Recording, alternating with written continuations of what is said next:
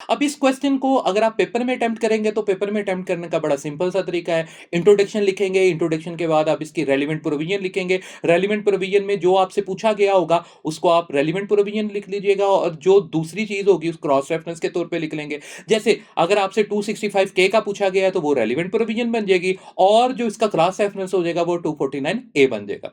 उसके बाद आगे चलेंगे तो हम इसके अंदर लिखेंगे डेफिनेशंस। हमने हर उस बात की डेफिनेशन लिख देनी है जो बात इस सेक्शन के अंदर डिस्कस की गई। जैसे अक्यूज का लिख सकते हैं कि अक्यूज कौन है, इक्विट का लिख सकते हैं डेफिनेशन कि इक्विटल किसे कहते हैं, ट्रायल का लिख सकते हैं क्योंकि अंदर लफ्ज इस्तेमाल किया गया है कि at any stage of the trial. जज के बारे में या मजिस्ट्रेट की डेफिनेशन लिख सकते हैं जो ये कर सकता है। तो हम इस तरह से पिक करके दो तीन चार जो डेफिनेशन है वो लिख देंगे और उन्हीं दो तीन चार के मानी लिख देंगे। उसके बाद अगले स्टेप में आएंगे तो हम असेंशियल्स बना लेंगे। इसी जो पूरे का पूरा सेक्शन है इसको तोड़ेंगे और तोड़ के असेंशन बना लेंगे। जैसे it is a power of the magistrate और द सेशन जज और हाई कोर्ट का जो जस्टिस साहब है उनकी पावर है। नंबर टू इक्विट कर सकते हैं। नंबर थ्री जो भी वो ऑर्डर करेंगे वो रिटर्न फॉर्म में लेके आएंगे। नंबर फोर ग्राउंड्स को डिस्कस करेंगे। नंबर जो फाइव है कि उनको नजर आना शुरू हो जाए कि ये जो चार्ज है ये ग्राउंडलेस है या जो है बदनीयती के ऊपर मबनी है। इसके बाद आगे हम बना सकते हैं कि वो अक्यूज को भी सुनेंगे यानी एक दफा उसको सुनने का मौका देंगे और इसके अंदर वो आप डिस्कस कर सकते हैं। अगर क्वेश्चन को लेंथ देनी है तो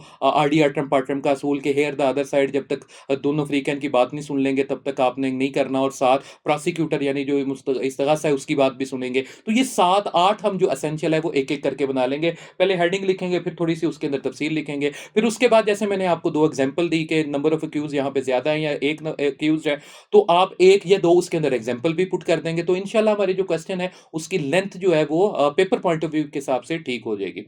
और at the end of the day conclusion लिखेंगे। अब वैसे भी जो सीआरपीसी है इसके अंदर टोटल नंबर ऑफ क्वेश्चन जो आपने अटेम्प्ट करने हैं वो 6 अटेम्प्ट करने हैं। तो इस वजह से हमें जो नंबर ऑफ पेजेस हैं वो 4 पेजेस के ऊपर आपने एक क्वेश्चन जो है वो अटेम्प्ट करना होगा। तो ये अगर आप इससे थोड़ी सी तफसील से लिखेंगे और एसेंशियल अच्छे से बना लेंगे तो इंशाल्लाह जो है ना पेपर वो आपका ठीक हो जाएगा।